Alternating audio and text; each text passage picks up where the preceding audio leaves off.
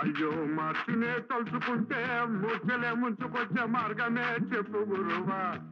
నేను చెప్తాను, నేనే చెప్తాను. అయితే ఉందిగా సెప్టెంబర్ మార్చి పైన వాయిదా పద్ధతి ఉంది దేనికైనా అనో, లేకపోతే భయమెందుకు దండగా సప్లిమెంటరీలు ఉండగా అనో, ఒక అవసరం లేని బ్యాడ్ ఐడియాస్ అయితే నేను చెప్పను. కానీ ఫెయిల్ అయిపోతామేమో అని భయపడే స్టూడెంట్స్కి మేము ఖచ్చితంగా పాస్ అయి తీరుతాం అనే నమ్మకం కలిగించే మంచి చిట్కాలు చెప్తాను. పాస్ అయితే చాలు అనుకునే వాళ్ళని ఫస్ట్ క్లాస్ చేస్తాను. ఎప్పుడు ఫస్ట్ క్లాస్ వచ్చే స్టూడెంట్స్ని క్లాస్ ఫస్ట్ వచ్చేంత మంచి బెస్ట్ బూస్ట్ అయితే ఇస్తాను ఈ వీడియోలో. అయితే పరీక్షల కోసం భయపడని విద్యార్థులు కొంతమంది ఉంటారు. Hats off to all of them. ఎందుకంటే మనం కూడా భయపడకుండా ఉండాలి. ఫస్ట్ ఆఫ్ ఆల్ మీకు పరీక్ష అంటే ఏంటో తెలుసుకోవాలి, మనం పరీక్షల్ని అర్థం చేసుకోవాలి. మీ ప్రతిభను ప్రదర్శించమంటూ పరీక్ష పందెం వేస్తుంది. అది ఒక అవకాశంగా మనం భావించాలి. ఎందుకంటే మనం ఎంతకాలం కష్టపడింది ఆ పరీక్ష కోసమే. పరీక్షను చూసే భయపడిపోతున్నట్లయితే మనం ఎందుకు ఇంతకాలం చదివింది, ఆ 1 year చదివింది లేదంటే ఆ 2 years చదివింది ఎందుకు వేస్ట్ కదా అదంతా. సో అలా వేస్ట్ అయిపోకుండా మీ ప్రతిభను ప్రదర్శించండి అంటూ గవర్నమెంట్ ఇస్తున్న ఒక మంచి అవకాశం, లేదా పరీక్షా విధానం ఇస్తున్న ఒక మంచి అవకాశం ఇది. పరీక్ష అంటే సంబరం, we have to celebrate the exam. కానీ తెలియక లేదంటే ఒక ఫాల్స్ నోషన్ వల్ల చాలామంది స్టూడెంట్స్ పరీక్షలు అయిపోయాక సెలబ్రేట్ చేసుకుంటారు, అమ్మయ్య అయిపోయిందని చెప్పేసి. నిజానికి మనం పరీక్షలు అయిపోతే ఇంకొంచెం బాధపడాలి. అయ్యో పరీక్షలు అయిపోయాయి, ఇంతకాలం ఎదురు చూసిన పరీక్షలు ఇట్టే వచ్చి ఇట్లా అయిపోయాయి అనిపించుకోవాలన్నమాట. అంటే మనం ఫస్ట్ పరీక్షలను అర్థం చేసుకోవడం, వాటిని ప్రేమించడం ఫస్ట్ మొదలు పెట్టాలి. మనం దానికోసం వెయిట్ చేయాలి. ఎప్పుడు వస్తున్న పరీక్షలు, నేను నీకోసం వెయిట్ చేస్తున్నాను అన్నట్టుగా మనం ఎదురు చూడాలి. ఇది ఫస్ట్ మనం డెవలప్ చేసుకోవాల్సిన mentality.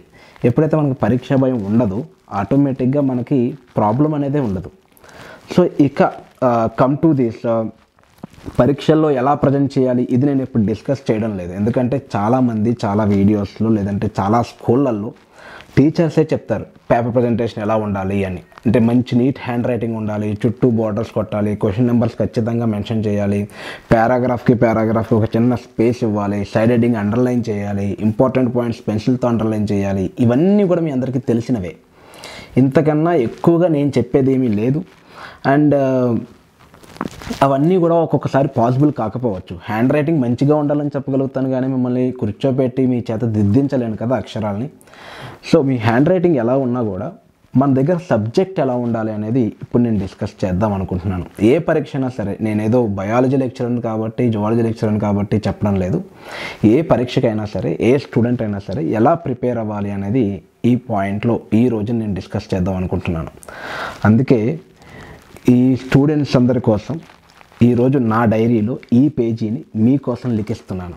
So welcome to RS Creations. నేను మీ రాజేష్, ఇది నా ఎద సవ్వడి.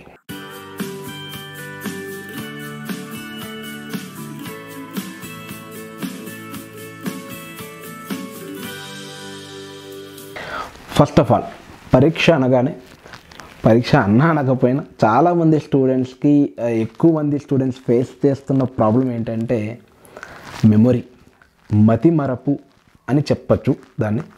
మతిమరపు కోసం నువ్వే మాట్లాడాలరా అంటారు నేను పర్సనల్గా తెలిసిన వాళ్ళందరూ అనుకునే మాట ఫస్ట్ నేను మతిమరపు అనగానే. ఎందుకంటే చాలామంది ఇంటెన్షన్ ఏంటంటే భలే భలే మొగాడివే అనే సినిమా నా బయోపిక్ అని, అందులో లవ్ స్టోరీని పక్కన పెట్టేస్తే ఆ మతిమరపు అంతా కూడా నాకే ఉంది అనేది మా వాళ్ళందరి అభిప్రాయం. అఫ్కోర్స్ అది మేబీ నిజం కూడా కావచ్చు, కానీ మనం దాన్ని యాక్సెప్ట్ చేయకూడదు.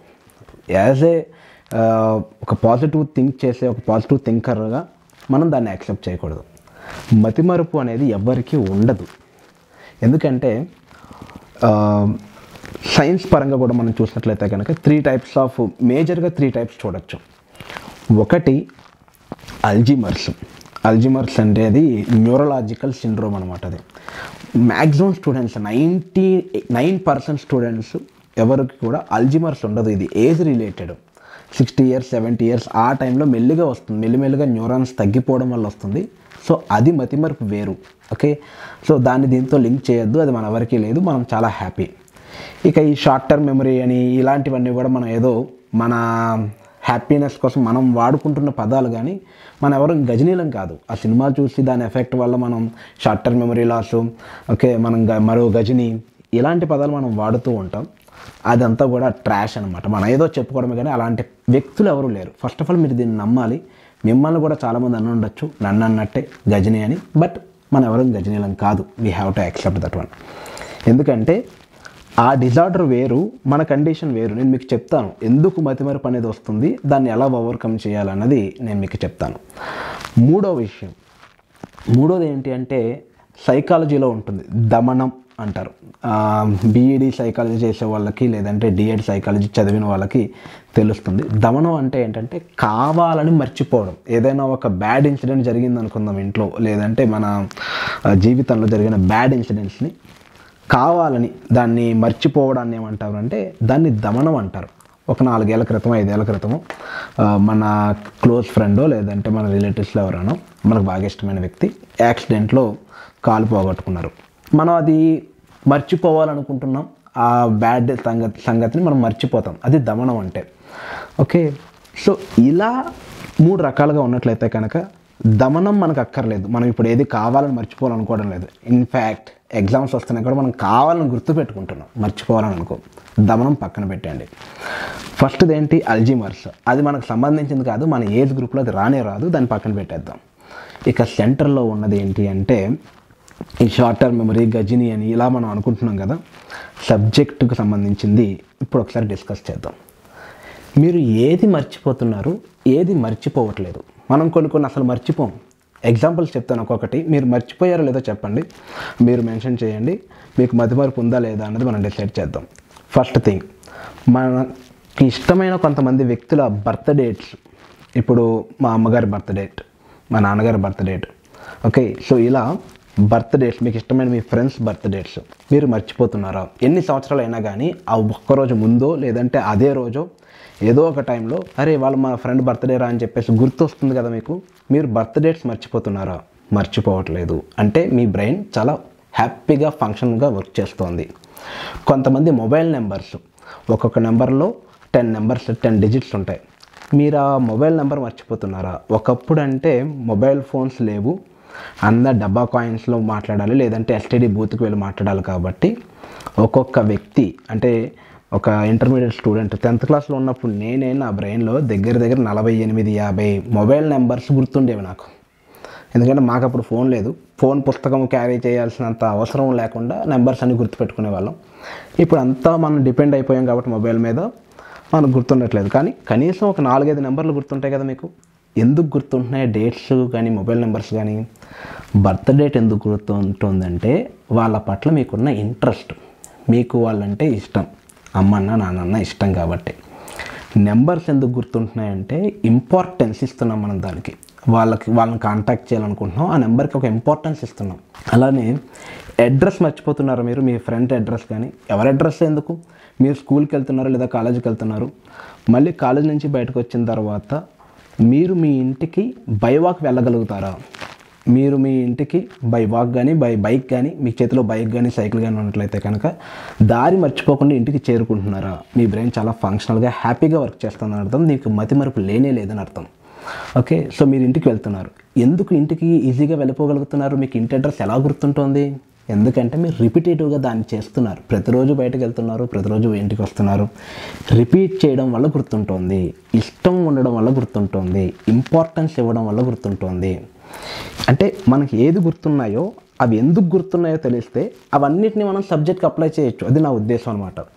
ఇంకా మీకు ఏమేమి గుర్తుంటాయి? పోయమ్స్ గుర్తుంటాయి, 10th క్లాస్లో చదువుకున్నవి కావచ్చు. చిన్నప్పుడు కంఠస్థ చేసిన పద్యాలు, కంఠత పద్యాలు ఉంటాయి కదా. వినదగున్ ఎవ్వరు చెప్పిన వినినంతనే వేగపడక వివరింపదగున్.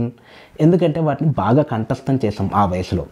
అయితే ఇప్పుడు నేను కంఠస్థాన్ని ఎక్కువగా సపోర్ట్ చేయను. నేను భావం తెలుసుకున్న వాళ్ళకి ఎక్కువగా గుర్తుంటాయి. ఇన్ఫ్యాక్ట్ ఆ పద్యం కంఠస్థం చేసిన వాళ్ళకన్నా దాని తర్వాత దాని భావం ఉంటుంది.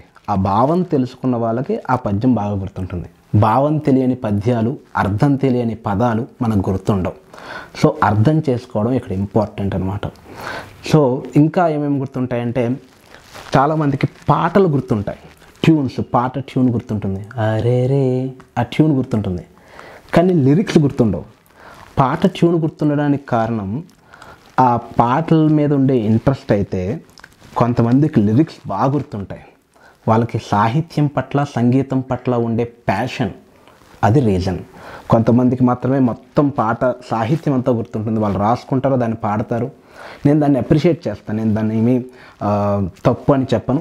మీరు పాటలు కూడా నేర్చుకోవచ్చు, పద్యాలు కూడా నేర్చుకోవచ్చు. బట్ మీకు మెమరీ పనిచేస్తోంది, మీ బ్రెయిన్ అందరిలాగానే ఉంది. మీ క్లాస్లో టాప్ 1 ఎవరైతే వస్తున్నారో వాళ్ళ బ్రెయిన్ ఎంత యాక్టివ్గా వర్క్ చేస్తుందో లీస్ట్లో ఉన్న స్టూడెంట్ యొక్క బ్రెయిన్ కూడా అంతే యాక్టివ్గా వర్క్ చేస్తుంది. ఇది నా ఉద్దేశం. అతనికి ఎన్ని గుర్తుంటాయో మీకు అవే గుర్తుంటాయి. కానీ ఎక్కడ ఈ మిస్టేక్, ఈ డిఫరెన్స్ ఎక్కడ జరుగుతుంది అన్నది ఇప్పుడు అనాలిసిస్ చేస్తున్నాం అన్నమాట మనం. ఇంకా ఏం గుర్తుంటాయంటే మనకి కొన్ని రిగ్రెట్స్ ఉంటాయి. ఇప్పుడు ఆటోగ్రాఫ్ బుక్ ఏదైనా రాస్తున్నాం అనుకుందాం. ఫర్ ఎగ్జాంపుల్ ఆటోగ్రాఫ్ బుక్లో మనం రాస్తున్నప్పుడు మర్చిపోలేని సంఘటనలు రాస్తాం. అది 4 ఏళ్ల క్రితం జరగచ్చు, 10 ఏళ్ల క్రితం జరగచ్చు, మనం దాన్ని మర్చిపోం. ఎందుకంటే ఒక ఎమోషనల్ బాండింగ్ ఉంటుంది ఆ సిచ్యువేషన్కి మనకి మధ్య, ఒక ఎమోషనల్ బాండింగ్. ఆ సంఘటన జరిగినప్పుడు మన బాడీలో రిలీజ్ అయిన హార్మోన్స్, ఆ సంఘటన జరిగినప్పుడు మన బాడీలో జరిగిన బయోకెమికల్ రియాక్షన్స్, ఇవన్నీ కూడా ఏం చేస్తాయంటే దాన్ని మర్చిపోనివ్వకుండా చేస్తాయి. మనం ఎంత మర్చిపోదాం అనుకున్నా అది మర్చిపోనివ్వకుండా చేస్తాయి. సో ఇంత అటాచ్మెంట్ ఉంటుంది ఒక సిచ్యువేషన్ కావచ్చు, లేదంటే ఏదైనా ఒక విషయానికి సంబంధించి అంత అటాచ్మెంట్ ఉండడం వల్ల అది మనం మర్చిపోలేనంత గట్టిగా లోతుగా మన మెదడు యొక్క పొరల్లో అది నిక్షిప్తం అయిపోయి ఉంటుందన్నమాట. ఇవంతా కూడా గుర్తున్న సంగతులు, ప్రతి ఒక్క వ్యక్తికి వాళ్ళకు గుర్తున్న విషయాలు. ఇప్పటికీ కూడా ఫర్ ఎగ్జాంపుల్ కొన్ని ఇంట్రెస్టింగ్ ఉంటాయి. మా చిన్నప్పుడు మేము 4వ తరగతి 5వ తరగతిలో జరిగిన కొన్ని సంఘటనలు, కొంతమంది వ్యక్తుల ఫేస్లు, ఇవన్నీ కూడా గుర్తుంటాయి. ఎవరు రమణ అనే వ్యక్తి ఐస్ అమ్మేవాడు, లేదు అంటే పరమేశ్వరరావు అని నాకు 5th క్లాస్లో ఒక ఫ్రెండ్ ఉండేవాడు, పరమేశ్వరరావు అని చెప్పేసి. వాళ్ళ ఫాదర్ అరటికేల వ్యాపారం చేసేవాళ్ళు. సో అతనితో పాటు నేను చేసిన కొన్ని చిన్ని పనులు, గేమింగ్ ఆడుకోవడానికి వెళ్ళడం కానీ 5వ తరగతిలో జరిగినవి, ఇవన్నీ కూడా గుర్తుండడానికి గల కారణం ఏంటంటే ఒక అటాచ్మెంట్, మన బ్రెయిన్లో జరిగిన కొన్ని చర్యల యొక్క అటాచ్మెంట్. ఇదంతా సోదనుకోవద్దు, ఇంకా పాయింట్స్లోకి మనం రాలేదు. మనం ఎలా గుర్తుపెట్టుకోవాలనే విషయాన్ని ఇంకా నేను చర్చించడం లేదు. ఇప్పుడు మనం మర్చిపోతున్నవి ఏంటో చూద్దాం. కొన్ని మనం ఖచ్చితంగా మర్చిపోతాం. వాడు టాప్ ర్యాంకర్ అయి ఉండొచ్చు. మీలో ఎవరు కోటేశ్వరుడు అనే ప్రోగ్రాంలో ₹1,00,00,000 ప్రశ్నకు కూడా ఆన్సర్ చేయగలిగిన వ్యక్తి కూడా కొన్ని విషయాలు మర్చిపోతాడు. అది కామన్, అందరూ మర్చిపోతారు, అతను మర్చిపోతాడు, మీరు మర్చిపోతారు, నేను మర్చిపోతాను. అలా మర్చిపోయిన విషయాలు ఏంటో చెప్దామా? సరదాగా మీరు ఒక టూర్ వెళ్ళారు అనుకుందాం, కేదార్నాథ్ అనోసో లేదంటే వేరే ఏదైనా ఒక ఊరు, మీ ఊరు నుంచి ఒక 4-5 ఒక రాష్ట్రమైన దాటి వెళ్ళడము, లేదంటే 4-5 జంక్షన్స్ దాటి వెళ్ళడము. జంక్షన్స్ సంగతి పక్కన పెడితే మధ్యలో చిన్ని ఊర్లు పేర్లు వస్తూ ఉంటాయి. మీరు కిటికీలోంచి చూస్తున్నట్లయితే కనుక రైల్వే స్టేషన్, ఆ ట్రైన్ అక్కడ ఆగచ్చు, ఆగకపోవచ్చు. ఆ ట్రైన్ అక్కడ ఆగకపోయినా మీరు ఆ పేరు చదివి ఉండొచ్చు. అలా మీకు ఆ పేర్లు గుర్తున్నాయా? రైల్వే స్టేషన్స్ యొక్క పేర్లు గుర్తున్నాయా? ఊరు పేర్లు గుర్తున్నాయా? గుర్తుండవు. మీరు రైల్వే స్టేషన్లో కూర్చున్నారు, ట్రైన్ కోసం వెయిట్ చేస్తున్నారు. ఈ ట్రైన్ వచ్చే ముందు అక్కడున్న చాలామంది రకరకాల విషయాలు మాట్లాడుతూ ఉంటారు. లైక్ టీ అమ్ముకునేవాడు కావచ్చు, కొంతమంది పేపర్ చదువుకునేవాళ్ళు కావచ్చు. ఆ మాటలన్నీ మీకు గుర్తుంటున్నాయా? కానీ అనౌన్స్మెంట్ దగ్గరకు వచ్చేటప్పటికి మీరు అలర్ట్ అవుతారు. అలర్ట్ అయ్యి యువర్ అటెన్షన్ ప్లీజ్ అని చెప్పిన వెంటనే మీరు అప్పుడు దాన్ని వింటారు. అంటే క్లాస్ రూమ్లో వినే పాఠానికి వినడం 2 రకాలు, హియరింగ్ అండ్ లిజనింగ్. 2 ఒకటే అనుకుంటారు చాలామంది స్టూడెంట్స్. హియర్కి, లిజన్కి, నక్కకి, నాగలోకానికి ఉన్నంత తేడా ఉంది. హియరింగ్ అంటే జస్ట్ వినడం, మనకు అన్నీ వినబడతాయి.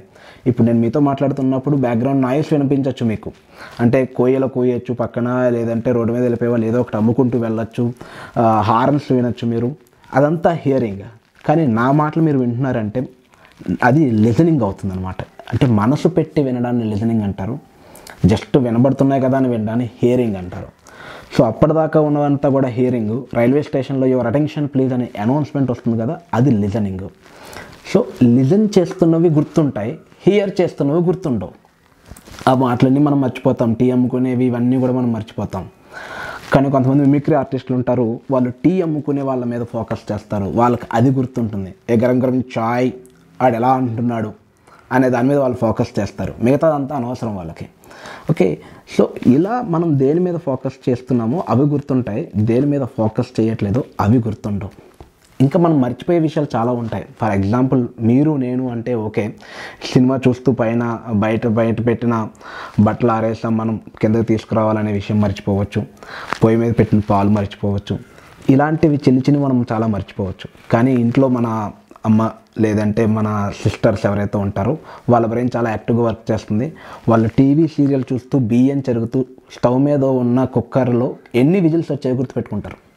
3వ విజిల్ ఇది, 4వ విజిల్ అని చెప్పి గుర్తుపెట్టుకోగలుగుతారు. వాళ్ళ బ్రెయిన్ అంత షార్ప్గా అన్ని విధాలుగా వర్క్ చేస్తూ ఉంటుంది. అవన్నీ గుర్తుంటాయి.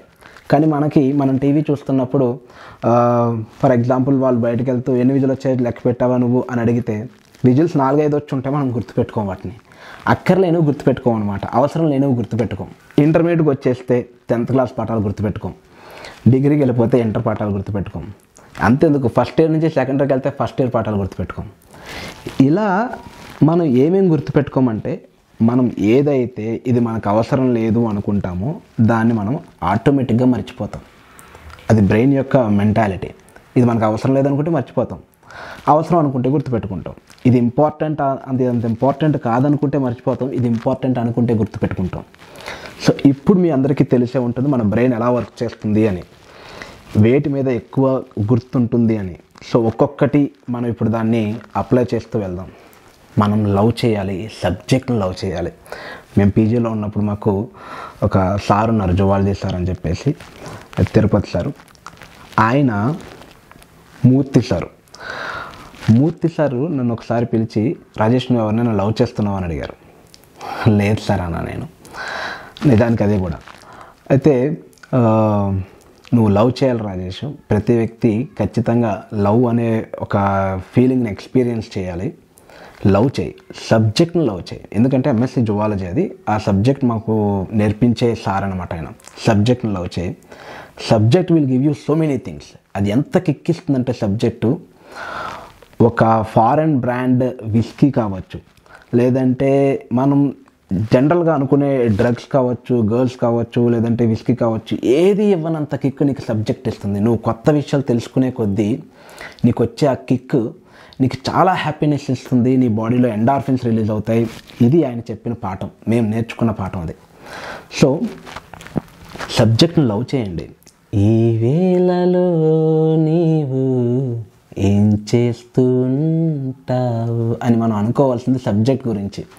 సబ్జెక్ట్ ఇప్పుడు ఎక్కడ ఉంటుంది, నా పుస్తకం ఎక్కడ ఉందో, మనం ఎప్పుడైనా బయటకు వెళ్ళినట్లయితే కనుక, లేదంటే ఒక వేరే టూర్ వెళ్ళినప్పుడు నా పుస్తకాలు ఏం చేస్తున్నాయో, బ్యాగ్లో ఏం చేస్తున్నాయో, దాంట్లో ఏం మూలుగుతున్నాయో, మనం బుక్ ఓపెన్ చేసిన వెంటనే మనం దాంతో మాట్లాడాలన్నమాట. ఏం చెప్తున్నావు నువ్వు నాకు, వాళ్ళ సంగతులు ఏంటి, వాళ్ళ విశేషాలు ఏంటి అని చెప్పేసి ఒక పాఠం నుంచి ఇంకో పాఠంలోకి వెళ్తుంటే నెక్స్ట్ పాఠంలో ఉండే విశేషాలన్నీ కూడా అది మనకు చెప్తుంది. మనం వాటన్నిటిని కూడా తెలుసుకుని చాలా ఆనందపడాలి, మనం దాన్ని ఎక్స్పీరియన్స్ చేయాలి. ఒక గ్రేట్ సైంటిస్ట్ ఆల్బర్ట్ ఐన్స్టీన్ అంటాడు, imagination is more important than knowledge. మీకు నాలెడ్జ్ కన్నా కూడా ఇమాజినేషన్ అనేది చాలా ఎక్కువ ఇంపార్టెంట్. మీరు చదివే ప్రతిదీ మీ మైండ్ స్క్రీన్లో ఒక సినిమా లాగా రన్ అవుతూ ఉంటే మనకి దాని మీద ఇంట్రెస్ట్ పెరుగుతూ ఉంటుంది. పాత మూవీలో ఒక డైలాగ్ ఉంటుంది, ఫైల్లోకి రావాలంటే 3 సూత్రాలు ఉన్నాయి. చెప్పు. ఎందుకు, ఏమిటి, ఎలా. ఎందుకు, ఏమిటి, ఎలా. ప్రతి విషయంలోనూ 3 ప్రశ్నలు వేసుకుంటే కొత్త కొత్త విషయాలు తెలుస్తాయి. నిజానికి అది చాలా చాలా ఇంపార్టెంట్. మనం ఎందుకు చదువుకుంటున్నాం, దీనివల్ల ఉపయోగం ఏంటి అనేది మనకు తెలుసుకోవాలి, అడగాలి. ఈ చదువు వల్ల ఉపయోగం ఏంటి, ఓకే ఏమిటి ఇది అసలు. మొత్తం ఇప్పుడు పాఠాలు అయిపోతున్నాయి, సిలబస్లు అయిపోతుంది, కానీ అది ఏంటో తెలియట్లేదు మనకి. అది ఏమిటి, ఇది ఎలా జరుగుతోంది, ఈ 3 ప్రశ్నలే మిమ్మల్ని ముందుకు తీసుకెళ్తాయి. ప్రశ్న లేకపోతే పరిణామమే లేదు, ఓకే ప్రశ్న లేకపోతే ఇంత అభివృద్ధి లేదు. ఆ ప్రశ్నలు మీరు వేసుకోవాలన్నమాట. ఇది ఎందుకు ఉపయోగపడుతుంది మనకి, ఈ సబ్జెక్టు మనకి ఎలా ఉపయోగపడుతుంది, ఈ చాప్టర్ మన ఫ్యూచర్లో దీనివల్ల ఉపయోగం ఏంటి. దానివల్ల ఉపయోగం ఉంది అని తెలిస్తే ఆటోమేటిక్గా ఇంట్రెస్ట్ పెరుగుతుంది అది తెలుసుకోవడానికి. అది తెలుసుకోవడానికి నువ్వు చేసే ప్రయత్నం ఏదైతే ఉంటుందో అది నీకు గుర్తుండిపోయేలా చేస్తుంది. అలా కాకుండా ఇది ఇంపార్టెంట్ క్వశ్చన్ కాబట్టి నేను గుర్తుపెట్టుకోవాలి కాబట్టి ఎగ్జామ్లో రాయాలి కాబట్టి అని చెప్పి మొదలు పెడితే అందులో పదాలే చాలా గజిబిజిగా ఉంటాయి. ఒక లైన్కి రాకపోతే 2వ లైన్ రాదనమాట. దాన్ని స్టార్టింగ్ ట్రబుల్ అంటారు చాలామంది, ఏదో స్టైల్గా స్టార్టింగ్ ట్రబుల్. ఇదేమీ రాత్రంతా చల్లని వాతావరణంలో ఉండిపోయిన బైక్ కాదు, బైక్ ఇంజిన్ కాదు మీ బ్రెయిన్. అది హీట్ అయితేనే కానీ స్టార్ట్ అవ్వకపోవడానికి ఒక స్టార్టింగ్ ఫస్ట్ పదం వస్తేనే కానీ నెక్స్ట్ పదం రాదు మనకు చాలామందికి. స్టార్టింగ్ ట్రబుల్ ఎందుకు వస్తుంది, అదే ఎందుకు స్టార్ట్ చేయాలి? నిజంగా నీ బ్రెయిన్లో సబ్జెక్ట్ ఉంటే, నువ్వు ఇంట్రెస్టింగ్గా దాన్ని నేర్చుకుని ఉంటే, నువ్వు దేంతో స్టార్ట్ చేస్తావో ఆ లైన్ దాంతోనే స్టార్ట్ అవుతుంది. నేను ఎప్పుడు స్టార్టింగ్ ట్రబుల్ ఫేస్ చేయలేదు, ఎందుకంటే నేను ఎప్పుడు చదివింది రాయను. మీరు గుర్తుపెట్టుకోవాలి, పరీక్ష అంటే పుస్తకంలో చదివింది బట్టి కొట్టి రాయడం కాదు. పరీక్ష అంటే ఒక కొత్త పుస్తకం తయారు చేయడం. ఎలా తయారు చేయాలంటే ఎవాల్యుయేటర్ దాన్ని ఎవాల్యుయేట్ చేస్తూ, అబ్బాయి ఏం రాశాడు, రేపటి నుంచి అంటే నెక్స్ట్ ఇయర్ నుంచి ఈ అబ్బాయి రాసిందని నేను నోట్స్గా కన్వే చేయాలి అని ఫీల్ అవ్వాలి ఎగ్జామ్ మీ పేపర్ ఎవాల్యుయేట్ చేస్తున్న వాళ్ళు. ఎందుకు మీరు దాన్నే కాపీ కొట్టి అదే అలానే రాయాలి, ఫస్ట్ అక్షరం ఎప్పుడు కూడా అలానే ఉండాలి? స్టార్టింగ్ ట్రబుల్ అనేది ప్రాబ్లమే కాదే. స్టార్టింగ్ ట్రబుల్ ఉంటేనే మీకు ఎక్కువ మంచి మార్కులు వస్తాయి. మీరు దాంతో స్టార్ట్ చేయొద్దు, కొత్తగా స్టార్ట్ చేయండి, క్రియేటివ్గా స్టార్ట్ చేయండి. మనకు తెలుగు స్టేట్స్లో క్రియేటివ్గా రాసే పేపర్లకు కూడా మంచి మార్కులు ఇస్తున్నారు. ఎందుకు నేను తెలుగు స్టేట్ అని మెన్షన్ చేస్తున్నానంటే, ప్రజెంట్ నేను ఉన్నది కర్ణాటక స్టేట్లో. ఇక్కడ వేరు పరిస్థితి, ఏపీ తెలంగాణలో పరిస్థితి వేరు. ఏపీ తెలంగాణలో నేను ఒక స్క్రూటనైజర్గా వర్క్ చేశాను. ఇంటర్మీడియట్లో పరీక్ష పేపర్లు ఎవాల్యుయేట్ చేసేవాడిని. నేను కూడా ఒక ఎగ్జామినర్గా ఒక స్క్రూటనీగా వర్క్ చేశాను మన ఏపీ తెలంగాణ పేపర్స్ ఎవాల్యుయేట్ చేసేటప్పుడు. కాబట్టి నాకు తెలుసు, అందులో సబ్జెక్ట్ ఉంటే మీరు స్టార్టింగ్ పదం దేంతో స్టార్ట్ చేశారనేది ఎవ్వరూ లెక్క పెట్టరు. కాబట్టి సబ్జెక్ట్ నేర్చుకోండి, స్టార్టింగ్ ట్రబుల్ అనే ప్రాబ్లమే లేదు. మీరు దేంతో స్టార్ట్ చేసినా వేయచ్చు. ఫర్ ఎగ్జాంపుల్, ఒక ఆర్టిస్ట్ని తీసుకుందాం. ఒక ఆర్టిస్ట్ గులాబీ పువ్వుల్ని డ్రా చేయాలనుకుందాం. గులాబీ పువ్వుల్ని డ్రా చేయాలి, కాడతో మొదలుపెట్టి పువ్వు దాకా రావచ్చు. ఒక ఆర్టిస్టు పువ్వు దగ్గర నుంచి వేసుకొని కాడ గీయచ్చు. ఒక ఆర్టిస్ట్ ఫస్ట్ లీవ్స్ వేయచ్చు. ఒక ఆర్టిస్ట్ ఫస్ట్ బ్యాక్గ్రౌండ్ వేసి తర్వాత దాని మీద లీవ్స్ కానీ ఇలా ఫ్లవర్ కానీ వేయచ్చు. ఇదేంతో స్టార్ట్ చేస్తే ఏంటి, అది గులాబీ పువ్వు అని ఎండింగ్లో తెలుస్తుంది కదా. సో ఈ మొదటి పదంతోనే మొదలు పెట్టాలని ఏముంది, స్టార్టింగ్ ట్రబుల్తో ప్రాబ్లం ఏముంది, అది అసలు ట్రబులే కాదు. ఓకే, మీరు సబ్జెక్ట్ నేర్చుకుని ఉన్నట్లయితే కనుక. సబ్జెక్ట్ నేర్చుకోలేదు, బండ కంఠస్థ పెట్టాను అంటే మాత్రం స్టార్టింగ్ ట్రబుల్ ఖచ్చితంగా వస్తుంది. మనం చేయలేము, రాయలేము. ఆ పదం ఎవడో ఒకటి చూపిస్తేనే కానీ మనం మొదలు పెట్టలేము. కాబట్టి అది కూడా ఇంకో విషయం ఏంటి, ఫర్ ఎగ్జాంపుల్ మనం స్టార్టింగ్ ట్రబుల్లో ఉన్నాం, మన ముందున్నోడు స్టార్టింగ్ ట్రబుల్ లేదు, వాడు ద ఎండోక్రైన్ గ్లాండ్స్ ఆర్ అని చెప్పి మొదలుపెట్టాడు. మనం అది కాదు చదువుకున్నది. మనం చదువుకున్నది ఏంటి అంటే there is 2 types. There is అనేది ఫస్ట్ పదం, వాడేమో ద ఎండోక్రైన్ గ్లాండ్ అని మొదలుపెట్టాడు. సో అది చూసినా మనకి ఇది గుర్తురాదు. కాబట్టి బండ కంఠస్థ వద్దు, అర్థం చేసుకోండి. చదువుకునేటప్పుడు అది మీకు అర్థం కాకపోతే దాన్ని గుర్తుపెట్టుకోవద్దు. దాన్ని గుర్తుపెట్టుకోవడానికి ట్రై చేయదు, ఎందుకంటే బ్రెయిన్లో స్పేస్ లేదు. బ్రెయిన్లో చాలా తక్కువ స్పేస్ ఉంది. అందులో మీరు అర్థం కానివన్నీ పెట్టుకుంటూ వెళ్తే చాలా ఈజీగా ఫిల్ అయిపోతుంది. అదే మీరు అర్థం చేసుకున్నవన్నీ ఫిల్ చేస్తూ ఉన్నట్లయితే కనుక బ్రెయిన్ ఒక పుష్పక విమానంలా తయారవుతుంది. అంటే ఎంతమంది కూర్చున్నా ఇంకొకరికి సీట్ ఉంటుందన్నమాట. అలా మీరు అర్థం చేసుకున్నది మాత్రం ఎక్కిస్తూ ఉన్నట్లయితే ఇంకొంచెం అర్థం చేసుకొని నేను బాగా దీనికి అప్లై చేస్తాను, ఇంకొంచెం అర్థం చేసుకొని నేను రెండింటికి లింక్ చేస్తాను, ఇంకొంచెం అర్థం చేసుకొని 4-5 వాటి అన్నింటికి లింక్ చేసి ఇది ఒక వెబ్లాగా తయారు చేస్తాను, ఇంకా బాగా అర్థం చేసుకొని ఇంకా ఎక్కువ నాలెడ్జ్ని పంపించు, నేను స్పేస్ని ఇంక్రీజ్ చేసుకుంటాను. ఇది చెప్తుంది బ్రెయిన్ని. అలా కాదు నేను కంఠస్థం చేస్తానంటావా, కంఠస్థం చేసిన ఒక్క క్వశ్చన్ మొత్తం అంతా పరుచుకుపోతుంది, లోపల ఖాళీ డొల్ల అలానే ఉంటుంది. సో మీరు ఎక్కువ క్వశ్చన్స్ అందులో, ఎక్కువ ఆన్సర్స్ అందులో పెట్టుకోలేరు. ఫస్ట్ పరీక్ష అంటే భయం పోవాలి, సెకండ్ మీరు చదివేది అర్థం చేసుకోవాలి, అండ్ దాన్ని వేరే సబ్జెక్ట్ దానికి అప్లై చేస్తూ ఉండాలి. ఇది ఫస్ట్ థింగ్ మీరు చేయాల్సింది, సబ్జెక్ట్ని ఇష్టపడడం, దాన్ని నేర్చుకోవడం. రెండోది ఏంటంటే మీరు దాన్ని రిపీటేటివ్గా చేయాలి. ఇంటి అడ్రస్ని ఎలా మనం రోజు ఇంటికి వెళ్ళి వస్తూ ఉంటే ఎలా గుర్తుపెట్టుకుంటున్నాం, అలా నిన్న చదివింది అమ్మయ్య వచ్చేసిందని చెప్పేసి దాన్ని వదిలేసి ఎగ్జామ్లో మర్చిపోవడం కాదు. నిన్న చదివారు, ఒక వారం తర్వాత మళ్ళీ ఇంకోసారి రివైజ్ చేయండి, ఒక వారం తర్వాత మళ్ళీ రివైజ్ చేయండి, ఒక వారం తర్వాత మళ్ళీ రివైజ్ చేయండి. ఒక లెక్చరర్గా నాకు 9 years ఎక్స్పీరియన్స్ ఉంది. నేను టెక్స్ట్ బుక్ని ఈ పాటికి కనీసం ఒక 50 సార్లు చదువుకుంటాను, మొత్తం టెక్స్ట్ బుక్ని. అంటే పాఠం చెప్పడానికో లేదంటే రివిజన్ చేయడానికో ఏదో ఒక ప్రాబ్లంలో 50 సార్లు చదువుకుంటాను కనీసం జువాలజీ టెక్స్ట్ బుక్ని. నేను ఖచ్చితంగా చెప్పగలను, నెక్స్ట్ ఇయర్ మళ్ళీ చదివినప్పుడు నాకు ఒక కొత్త పాయింట్ కనిపిస్తుంది. ఎలా అనిపిస్తుంది అంటే నేను ఇంతకాలం ఈ పాయింట్ మీద నేను ఫోకస్ చేయలేదే అనిపిస్తుంది. సో నాకే కాదు ఎవరికైనా అంతే, ఒక పుస్తకాన్ని రెండోసారి చదివినప్పుడు మొదట గమనించని పదం ఏదో, మొదటి గమనించని వాక్యం ఏదో రెండోసారి ఖచ్చితంగా గమనిస్తాం. అది ఆ ఇంట్రెస్ట్ని ఇంకొంచెం డబల్ చేస్తుంది. సో మనం ఎక్కువగా రిపీట్ చేయడానికి మీరు ప్రయత్నించండి. ఇది సెకండ్ టిప్. అర్థం చేసుకోవడానికి ట్రై చేయండి, రిపీట్ చేయడానికి ట్రై చేయండి. మీకు అర్థం కాకపోతే ఈ రోజున మన చేతుల్లో మొబైల్ ఫోన్ ఉంది. ఒకప్పుడు మేమంతా డిక్షనరీలు కొనుక్కునే వాళ్ళం, ఇంగ్లీష్ మాత్రమే, మిగతావన్నీ కూడా తెలుగు మీడియమే కాబట్టి ఇంగ్లీష్లో కూడా కొంత ప్రాబ్లమ్స్ వచ్చేది. డిక్షనరీ కొనుక్కునే వాళ్ళం, డిక్షనరీలో చూసి చదువుకునే వాళ్ళం. ఇప్పటికి కూడా మీరు డిక్షనరీస్ కొనుక్కోవచ్చు. హాస్టల్లో ఉన్న వాళ్ళు అయితే కనుక అలా కాదు, మీరు ఇంటి దగ్గర నుంచి వెళ్తున్నట్లయితే కనుక బోల్డ్ అంత డేటా ఉంటుంది, బోల్డ్ అంత ఇన్ఫర్మేషన్ ఉంటుంది గూగుల్లో, మీరు దాన్ని సెర్చ్ చేయొచ్చు. ఇంకా ఏమీ డౌట్ లేనట్లయితే కనుక మీరు మీ లెక్చరర్స్ని అడగచ్చు. ఇంత ఉంది అర్థం చేసుకోవడానికి. అర్థం అయితేనే చదువుకోండి. ఇప్పటికీ నేను అంత మంచి స్టూడెంట్ ఏం కాదు, అంటే అంత ఎక్కువ మార్కులు వచ్చిన స్టూడెంట్ ఏం కాదు. 9 ఇంటర్మీడియట్లో ఫెయిల్ అయ్యాను, కానీ తర్వాత పాస్ అయ్యాను. కానీ నేను ఫాలో అయ్యింది ఏంటంటే, మా సార్లు ఎవరైనా వచ్చి ఇంపార్టెంట్ క్వశ్చన్స్ చెప్తుంటే నేను ఎలా అనవాడిని. నాకు ఎట్టి పరిస్థితుల్లోనూ ఇంపార్టెంట్ క్వశ్చన్ ఏంటో తెలియకూడదు, ఎందుకంటే నా స్ట్రాటజీ నాకుంది. నేనేమనుకుంటానంటే ఏది ఇంపార్టెంట్ అంటే, నాకు ఏది అర్థమవుతుందో అది ఇంపార్టెంట్, అదే చదువుతాను. అది వస్తే రాస్తాను, అది రాకపోతే వదిలేస్తాను. ఓకే, నాకు ఏదైతే అర్థం కాదో అది నా బుర్రలోకి ఎక్కించుకునే ప్రయత్నమే చేయను అసలు. కాబట్టి నాకు జువాలజీ బాగా అర్థమవుతుంది కాబట్టి నేను జువాలజీ లెక్చరర్ అయ్యాను.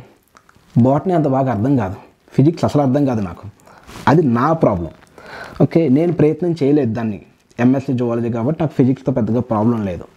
కానీ మీరు ఇంటర్మీడియట్లో ఉంటేనో 10th క్లాస్లో ఉంటేనో ప్రతి సబ్జెక్టు మీకు అర్థమై తీరాల్సిందే.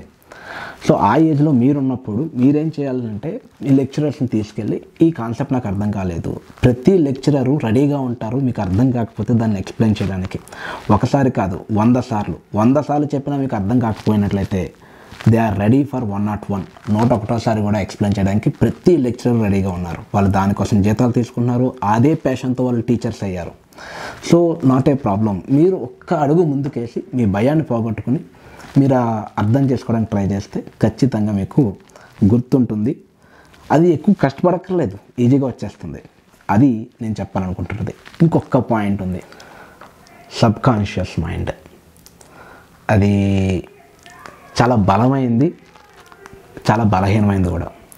మీ కంట్రోల్లోనే ఉంటుంది అది. ఓకే, సో ఇంద్రియ నిగ్రహం అనే పదం మీరు వినే ఉంటారు. ఒకవేళ వినకపోయినట్లయితే కనుక ఇప్పుడు ఒకసారి దానికోసం తెలుసుకుందాం. మనస వాచ కర్మణ ఏదైతే చేస్తామో ఆ కాన్సన్ట్రేషన్ ఉన్నది ఖచ్చితంగా మన బాడీలో, మన బ్రెయిన్లో నిక్షిప్తం అయిపోతుంది అనమాట. అలా కాకుండా మనం చదువుకుంటూ మన కళ్ళు అక్షరాల మీద ఉంటాయి, మన చెవులు పక్క వాళ్ళు మాట్లాడుకుంటున్న విషయాల మీద ఉంటాయి, మన చేతులు రబ్బర్ బ్యాండో లేదంటే చేతిలో స్కేలో లేదంటే పెన్ ఇలా తిప్పడమో, పెన్ తిప్పడమో ఇలా ఉంటుంది. మన బ్రెయిన్ బయట రిలీజ్ అయిన మూవీకి సంబంధించిందో లేదంటే రాబోయే సినిమాను, ఆల్రెడీ అయిపోయిన ఏదో ఒక సీరియల్ దానికి సంబంధించిందో ఉంటుంది.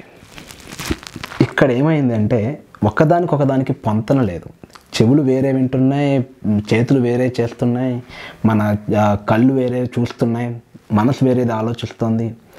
ఇంత ఉన్నప్పుడు అది ఎక్కదు, చాలా టైం తీసుకుంటుంది. 1 గంట 2 గంటలు 3-4 గంటలు తీసుకుంటుంది అది ఎక్కడానికి. కానీ మీరు ఎగ్జామ్ ప్రిపేర్ అయ్యేటప్పుడు ఎలా ప్రిపేర్ అవ్వాలంటే, ప్రిపరేషన్ అనేది ఏంటంటే నన్ను అడిగితే రీడింగ్ ఆర్ స్టడీయింగ్ అనేది చాలా చాలా bad habit. Reading books is okay, మీరు సబ్జెక్ట్ని తెలుసుకోవడం కోసం నవల చదవండి, కథలు చదవండి, కవితలు చదవండి. ఓకే, స్వామి వివేకానంద లాంటి లేదంటే ఒక బివి పట్టాభిరామ్ లాంటి పర్సనాలిటీ డెవలప్మెంట్ పుస్తకాలు చదవండి. అవి చదవడం. సబ్జెక్ట్ ఎందుకు చదువుతారు మీరు? సబ్జెక్ట్ చదవడం కోసం కాదు కదా. సబ్జెక్ట్ మీరు ప్రిపేర్ అవ్వాలి, తెలుసుకోవాలి, నేర్చుకోవడం కోసం సబ్జెక్ట్ అనేది. Learning by doing. మీరు చేస్తూ నేర్చుకోవాలి, తెలుసుకోవాలి, సబ్జెక్ట్ని తెలుసుకోవాలి, చదువుకోవడం కాదు. ప్రిపరేషన్ అంటే ఏంటంటే మీరు చదవాలి, చదువుతున్నప్పుడు మీ నాలిక దానికి సంబంధించినట్టుగా బయటికి చదవకపోయినా కనీసం రాముడు మంచిగా, అశోకుడు రోడ్డుకి ఇరువైపులా చెట్లు నాటించను, ఇవి పక్కవాడిని డిస్టర్బ్ చేయాల్సినంత అవసరం లేకపోయినా మన నాలిక మూవ్ అవ్వాలి. మనం కళ్ళు చూస్తున్నది ఏదో మన నాలుక మూవ్ అవ్వాలి. అది ఇంగ్లీష్ అయితే ఇంగ్లీషు, తెలుగు అయితే తెలుగు. ఓన్లీ లెక్కలకే పని ఉంటుంది అనుకోవద్దు. ప్రతి లాంగ్వేజ్కి, ప్రతి సబ్జెక్ట్కి పని ఉంటుంది. ఒక పేపర్ తీసుకోండి, రఫ్ పేపర్ తీసుకోండి, మీరు దాన్ని రాయాలి. మీకు అర్థమైన వాక్యం రాయాలి. అర్థం కాని వాక్యం ఓకే, అర్థం కాని వాక్యాన్ని అక్కడ లైన్ చేసుకోవచ్చు. అర్థమైన వాక్యాలు మాత్రం రాసుకుంటూ వెళ్ళాలి. అర్థమైందంతా ఒక నోట్స్ అవుతుంది, అది మీరు చదువుకోవాలి. అప్పుడు ఈజీగా వస్తుంది. ఖచ్చితంగా రాయాలి. ఎందుకంటే మనం ఏదైతే చూస్తున్నామో అది చదవాలి. అది చదివింది మనం దాన్ని వినాలి. ఆ విన్నది రాస్తుండాలి. మనస వాచ కర్మణ సర్వేంద్రియాలు ఒకే దాని మీద మాత్రమే ఫోకస్ చేస్తే దాన్ని మనం కాన్సన్ట్రేషన్ అంటాం. ఏకాగ్రత. ఏదైతే ఏకాగ్రతతో చేస్తామో చూస్తామో అప్పుడు అది ఇచ్చే ఫలం ఏదైతే ఉంటుందో ఆ ఫలం నిజంగా చాలా తీయగా ఉండే ఫలం అనమాట. తీయగా ఉండే ఫలం అంటే రేపు పొద్దున మ్యాంగో ఫ్రూట్ ఇస్తుంది అది అని అనుకోవద్దు. అది ఫుల్ఫిల్మెంట్. మనం ప్రిపేర్ అవుతున్నాం, మనం సాటిస్ఫై అవ్వాలి. ఎరా ఎంతసేపు చదువు, ఏమైనా వచ్చిందా అని అడిగినా, లేదంటే మనల్ని క్వశ్చన్ చేసుకున్నా ఎంతసేపు చదువుకున్నాం అని అనుకున్నా ఒక సాటిస్ఫాక్షన్ ఉండదు. కానీ ఆ ప్రిపేర్ అయిందంతా ఒక్కసారి మీరు రాసిందంతా కూడా ఒక గంట తర్వాత తీసి చూస్తే మనం ఎంత చదివాం అని ఒక సాటిస్ఫాక్షన్ ఉంటుంది కదా. చాలు, మనం నేర్చుకుంటే చాలు, తెలుసుకుంటే చాలు. ఆ మార్కులు అన్నదంతా కూడా సెకండరీ. మనం హ్యాపీ. ఈ ఇయర్ మనం తెలుసుకున్నదంతా రాసేసాం, ఎంత వస్తే అంత. అది మన రియల్ స్కోర్ మనకు కావాలి. రియల్ స్కోరే కానీ ఫేక్ స్కోరు వాళ్ళు వీళ్ళు రికమెండేషన్తో వచ్చిందో, లేదంటే పేపర్ లీక్ అయిపోవడం వల్ల వచ్చిన మార్కులు, ఈజీగా వేసేయడం వల్ల వచ్చిన మార్కులు, ఆ మార్కులు కాదు మనకి. మార్కులు ఎప్పుడూ ప్రామాణికం కాదు. మార్క్స్ వేరు, జ్ఞానం వేరు, తెలివి వేరు, చదువు వేరు. ఇవన్నీ వేరు. ఈ జ్ఞానం అనేది మనం ఎక్కువగా ఫోకస్ చేయాలి. ఇది నా ముఖ్య ఉద్దేశం. సో మై డియర్ స్టూడెంట్స్, ఏవో చిట్కాలు చెప్తారంటే అక్రోనిమ్స్ చెప్తారు, ఫ్యాన్ చూసి గుర్తుపెట్టుకోవాలంటారు, ఏవో చెప్తారు అని మాత్రం అనుకోవద్దు. ఆ అక్రోనిమ్స్ గుర్తుపెట్టుకునే బదులు మీరు మొత్తం సబ్జెక్ట్ని గుర్తుపెట్టుకోవచ్చు. ఎందుకు ఆ అక్రోనిము దాని పదం నేర్చుకోవడం కదా. So this is about today's session. ఇంకా భయం ఉండి నేను ఫెయిల్ అవుతానేమో అనే భయం ఉన్నట్లయితే కనుక మీరు ఆ భయాన్ని ఏంటో మెన్షన్ చేయండి. ఆ భయం పోవడానికి కావాల్సిన మార్గాలు ఏంటో మనం అన్వేషిద్దాం. ఎందుకంటే మనకు ప్రాబ్లమే తెలియకపోతే సొల్యూషన్ ఎలా తెలుస్తుంది చెప్పండి. So first find your problem. ఇలా వెతుకుతూ ఉంటే మీకు ఏదో ఒక రోజు నిజం తెలుస్తుంది అసలు ప్రాబ్లమే లేదని.